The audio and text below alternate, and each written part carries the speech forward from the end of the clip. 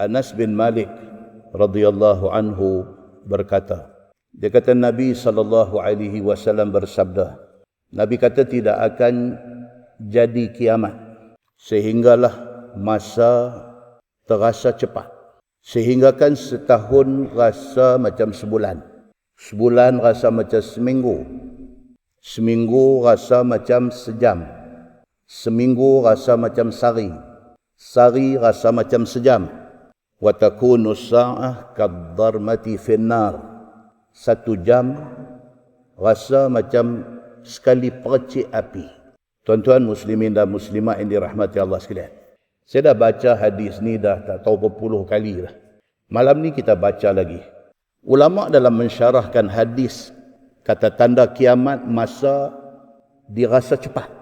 Setahun macam sebulan, sebulan macam seminggu, seminggu macam sehari, sehari macam sejam, sejam macam satu percikan api. Dharmah kadharmati minan nar. Sebagian ulama kata macam kita ambil gurih api. Gurih api. Sekali itu dharmah minan nar. Punya lajunya masa ni berjalan. Dalam syarah hadis dia kata, yang dikatakan fenomena masa jadi cepat ini ialah kerana naz'al barakah minal waqti, kerana Allah Subhanahu wa taala sudah tarik keberkatan daripada masa. Masa 1 hari 24 jam, masa seminggu 7 hari, masa sebulan 30-31 hari sama. Tapi Allah Subhanahu wa taala dia tarik keberkatan masa. Bila tarik keberkatan masa, sehari tak cukup untuk kita siapkan kerja kita. Tak cukup. Kita rasa tak cukup. Seminggu tak boleh siap kerja. Sebulan tak boleh siap kerja. Kerja kita tertangguh jadi banyak. Fenomena ini berlaku kerana Allah Subhanahu wa taala sudah tarik keberkatan masa. Sehinggalah berlaku yataqarabaz zaman. Sehinggalah kita rasa masa ni cukup laju. Ai tunza'al barakah minal waqti. Itulah yang dikatakan Allah sudah tarik keberkatan daripada masa. Fayaqilla zaman, sehinggakan masa itu menjadi sikit. Saya duk tengok mukadimah nak baca, nak cakap malam ni dengan kitab sekali lagi nak baca sikit cerita pasal Ramadan. Saya dengar pukul 9 tak boleh siap. Tuan-tuan sakitlah malam ni. Pasal apa? Pasal masa itu laju. Konten yang kita cadang nak bagi malam ni rasa dia tak boleh nak fit masuk dalam masa 1.5 hour. Tak boleh. Pasal apa? Pasal masa tu sudah jadi sikit. Kata Abu Hurairah radhiyallahu anhu, dia kata qala Rasulullah sallallahu alaihi wasallam la taqumu sa'ah hatta yuqbadal ilmu. Nabi sallallahu alaihi wasallam bersabda, Nabi kata kiamat tidak akan jadi sehinggalah Allah Subhanahu wa taala dia ambil balik ilmu daripada dada manusia. Makin sari, makin ramai orang nampak macam tak erti ilmu. Macam tak ada ilmu. Dalam syarah hadis dia kata apa? Yang dimaksudkan dengan Allah cabut ilmu itu ialah Allah mematikan para ulama. Makin kurang dah ulama ni yang betul-betul berilmu, yang betul beramal dengan ilmu, makin kurang. Orang mengaji agama ramai.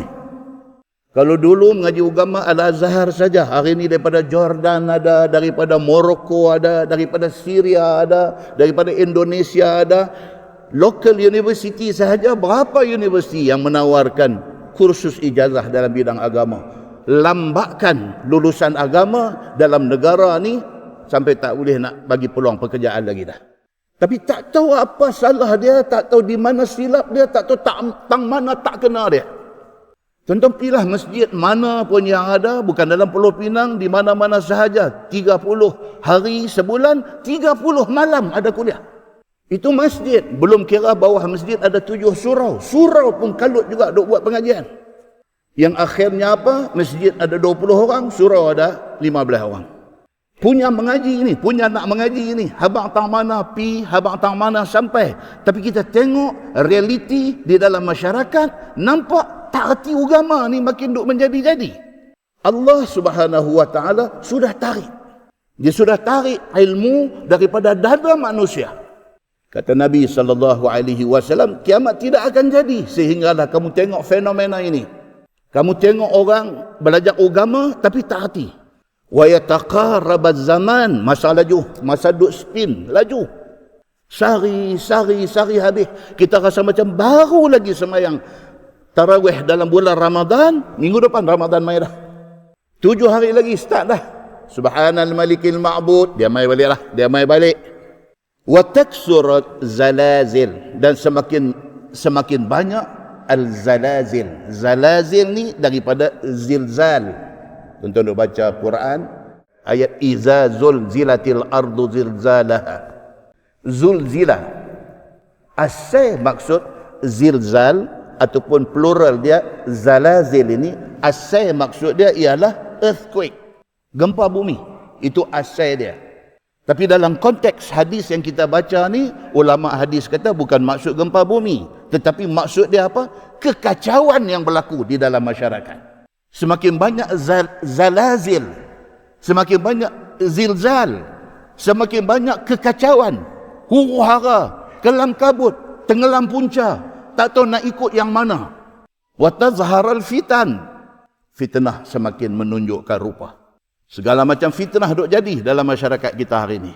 Politician, ahli politik sibuk dengan berebut kuasa. Penguat kuasa, orang yang diberikan amanah untuk enforce undang-undang dan peraturan, kalut nak makan rasuah. Ahli ilmu, alim ulama sibuk nak tunjuk pandai. Dia ni cakap dia ni nak ulah, dia ni cakap dia ni nak ulah. Masing-masing nak tunjuk pandai. Kontraktor sibuk berebut tender. Kau tim sana, kau tim sini, pasal nak tangkap tender. Kerana duit under counter dapat dekat dia, sedangkan dia tak boleh nak selesaikan kerja yang dia dapat. Businessman sibuk duk kira untung rugi. Sibuk duk kira untung rugi ni, kalau macam mana kita nak kena penaik tang mana, kita nak pelari tang mana, kita nak kena tambah tang mana. Sibuk. Orang ramai sibuk dengan cerita aib orang. Ni kak makcik-makcik duduk di rumah ni duduk cerita aib orang. Cerita hal orang tu, cerita hal orang ni. Sibuk mengembangkan fitnah. Orang susah, orang miskin, sibuk duk fikir macam mana nak jadi kaya. Itu fitnah yang berlaku di dalam masyarakat. Dan itulah realiti hari ini.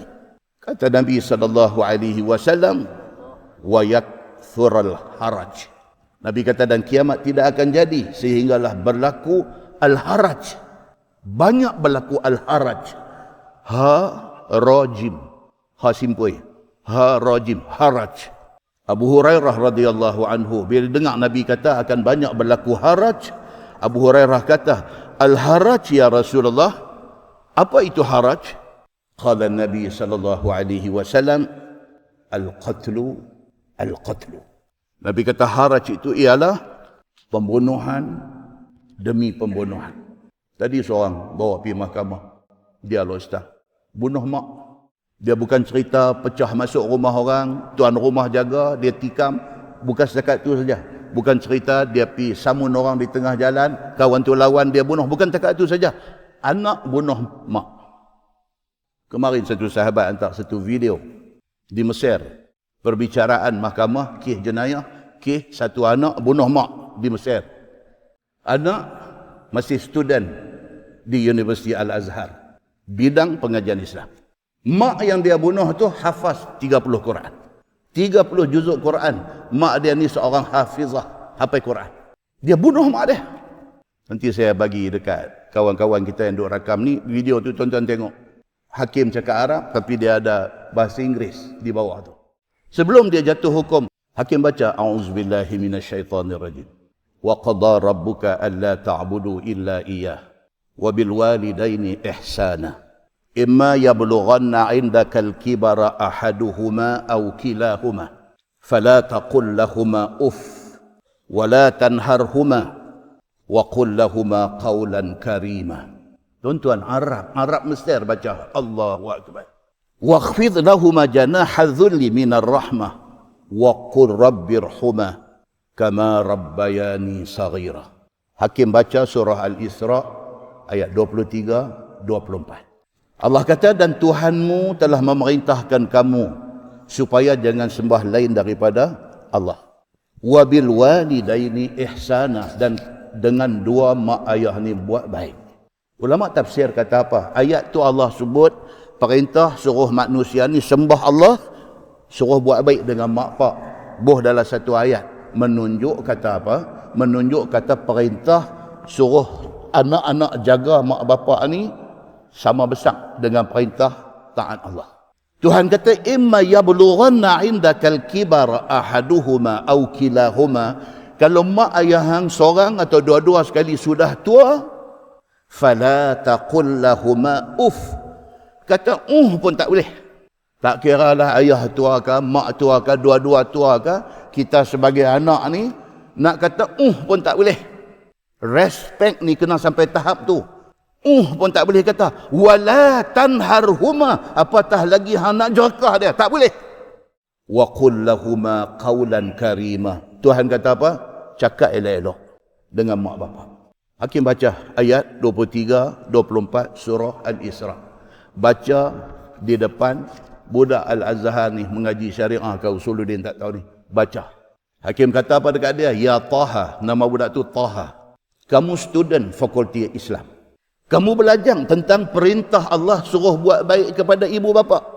Tapi hari ini kamu sudah buat satu jenayah, yang jenayah kamu buat itu boleh menggegarkan langit dan bumi. Hakim kata macam tu. Kamu sudah bunuh satu orang, yang orang itu tidak ada salah apa kepada kamu. Dia mak kamu. Mak kamu seorang hafizah Al-Quran. Mak kamu hafal Quran. Mak yang mengandungkan kamu 9 bulan lebih. Dia mengandungkan kamu wahnan ala wahnin. Dalam keadaan badan dia lemah, semakin lemah. Kamu cekik mak kamu, hakim kata. Kamu cekik mak kamu sampai mati dia. Dia merayu kepada kamu, minta nyawa kepada kamu. Mak kamu kata dekat kamu, lepas mak, kamu nak apa mak akan ikut. Tapi kamu tak dengar cakap mak kamu. Kamu bunuh dia. Kamu pergi kambuih mayat dia tanpa pengetahuan siapa-siapa. Kamu mengaji agama. Kamu lulusan Al-Azhar. Kamu khianati dia, yang sepatutnya kamu kena sayang dia. Dia mak kamu. Dia lahirkan kamu. Dia besarkan kamu. Dia ajak kamu daripada merangkak sampai boleh berjalan, sampai jadi macam kamu hari ini. Kamu bunuh dia. Hakim dok kata lagu tu. Muslimin dan muslimat yang dirahmati Allah sekalian. Punca apa? Punca pasal kamu nak menikah dengan satu perempuan, mak kamu tak setuju. Itu saja. Allahu Akbar. Ni, hak bunuh mak ni, janggut cantik. Al-Azhar. Tuan-tuan, muslimin dan muslimat yang dirahmati Allah sekalian.